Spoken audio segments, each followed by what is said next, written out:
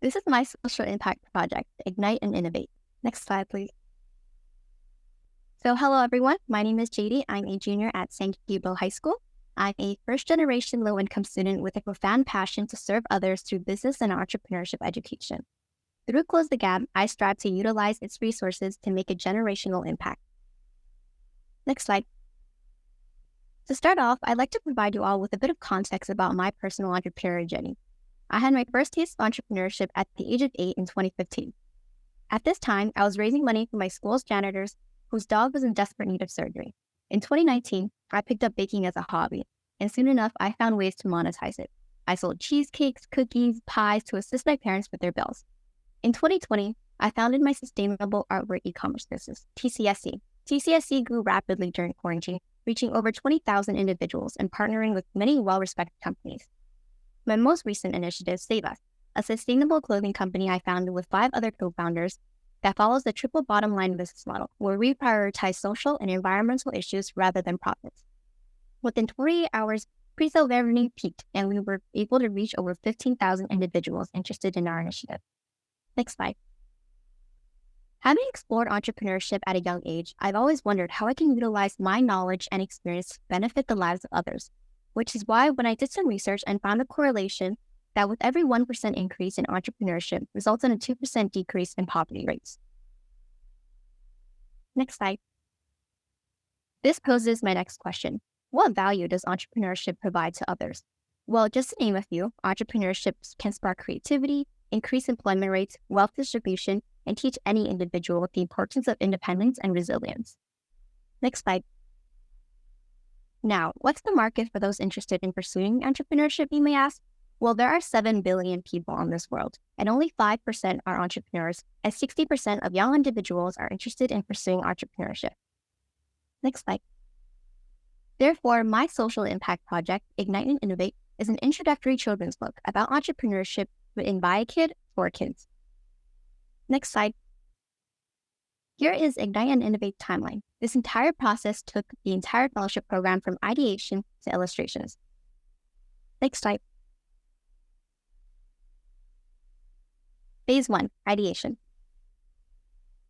In my ideation phase, which took around 2 weeks, I brainstormed and finalized my project idea, researched publication methods, drafted content ideas, and devised a feasible timeline and set goals. Next. My key takeaways from this phase are that taking a step is usually the most difficult, however, the most essential. Don't spend too long trying to perfect one aspect. Instead, learn to embrace change and adapt. And lastly, set deadlines and hold yourself accountable. Next slide. Phase 2, interviews. This phase was by far the most impactful, but time-consuming. This was a 6-week process where I utilized social media platforms such as LinkedIn and Pineapple to reach potential guests for interviews. I reached out and followed up with 40-plus young entrepreneurs, conducted 20-plus hour-long interviews, and utilized tools such as Otter and Calendly for efficiency. Next slide. A sneak peek of some guests I interviewed are Alina Morse and Eric Zhu, both very successful young entrepreneurs. Next. My key takeaways from this phase is that you should always be flexible with time and quickly adapt. Learn how to actively listen and ask thought-provoking questions, and sometimes it's not about what you know, but who you know. Next slide. Phase 3, manuscript. In this phase, which took around close to 10 weeks, I wrote and revised a 25-plus page manuscript, sought feedback from my target audience, industry professionals, and peers, researched the psychological aspects of books children are drawn to, and utilized tools such as Google Doc, Grammarly, and AI. Next. My key takeaways from this is to always set aside time to brainstorm ideas. Use language that your target audience can engage with. Use methods such as brain dumping via flashcards are helpful, and be resourceful. Not everything has to be professional. Next slide. Phase 4, illustrations. This phase was by far the most challenging, where I had to utilize free design tools such as Canva and Sketchbook to graphically design my book, create a branding kit to keep a cohesive theme, and conduct and implement psychological findings into illustrations in order to engage with my audience. Next. And here's a small snippet of the illustrations within my book. Next. And here are my key takeaways. There's lots of free tools you utilize when graphic designing. Make sure to set aside weeks in advance to illustrate, or consider hiring a professional graphic designer. And always remember to set clear deadlines and priorities. Next. Throughout this entire process, I've had numerous obstacles.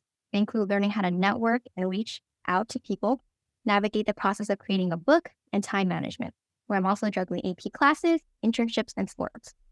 However, as a result of all these challenges, I've reached 700 plus and counting, now 800, and 500 plus connections on LinkedIn, curated a manuscript by utilizing free online resources, and my book will soon be finalized and ready to be published. Next, please. My impact from Ignite and Innovate manuscript has been received by numerous individuals, and through their testimonies, I can confidently say that this book will be an incredibly valuable resource. Next. Here are just a few testimonies from Alina Morse, the CEO of Zolly Candy, Eric Zhu, the co-founder of Aviato and investor, Ian Korovinsky, a software engineer and co-founder of Free Health, Serafin Yamba, CEO of Novel World and co-founder of Girls for STEM. Next. And here are my overall key takeaways. Although the timeline of Ignite and Innovate didn't turn out the way I intended, these are my main key takeaways. Networking is 90% of what you do, so don't be afraid to reach out. Remember to set specific deadlines and keep yourself accountable. And lastly, you can do anything you set your mind to. So don't try to blend in when you were made to stand out. Thank you. Phenomenal job, Jadee. I may not be a kid anymore, but this is a book I will definitely be reading when ready. So very excited for that release. And yeah, thank you so much. Any questions from our panelists? Jadee, I may have missed this, but where do we get a copy of your book, or is still in the process of being published? It's still in the process of being published, but I'd love to send you guys a PDF if you guys would like. Also, it will be available on Amazon via Amazon KDP Kindle Direct Publishing, where you guys can purchase an ebook or an hard copy as well. That's great. I have a question actually. So can you share, as part of writing the book, first of all, super inspiring. You can already see we were all like really excited about this book. Can you share some key insights that it's probably part of your book, right? Lessons from your book that you think that you can actually implement for yourself as you are navigating this entrepreneurship journey? Yes, most definitely. In order to curate this book, I've had to do a lot of research, not just from my personal experience, to develop the resources and to develop the information that will be essential for kids as well as me. So I've definitely discovered lots of new facts, new things to implement throughout my entrepreneurial journey. And some would include, that facts about startups and things including how do partnerships, through networking, the importance of networking, and then also things including the market opportunities, how to actually build your own startup. So it would be, your competitive advantage, revenue models, user acquisition, team scalability, financial projections, all those things like that are included in the book. I really wanted to read this book. Yeah. So please, when you published it, when you say things such as startups and market, like those are like words that it's in corporations every day. So you're well on your way to being successful if you follow through. And I know there's a lot of excitement around. I see a lot more younger people doing innovation and try and make their own money and starting their own businesses at younger and younger ages. And I'm glad that there's now going to be a good guide. So thank you. Yeah, I wanted to say amazing. Getting a book published is an incredible achievement. Very impressive. You said you like a lot of research and stuff like that on how to teach to kids and, publishing all that. So what would you say is the thing that surprised you the most, or that you learned that, you had never thought of before? That's a very good question. What has surprised me the most? I think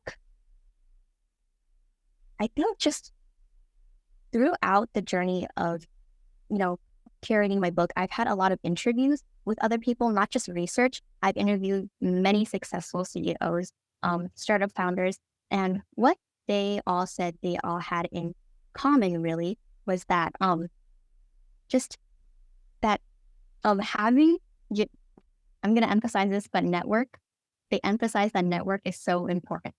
And I completely agree with them. And because if you were to reach out, then there are so many people who are willing to come out there and try to help you, because sometimes, including me, I had a very long process of trying to get myself out there because I was afraid of what other people would think.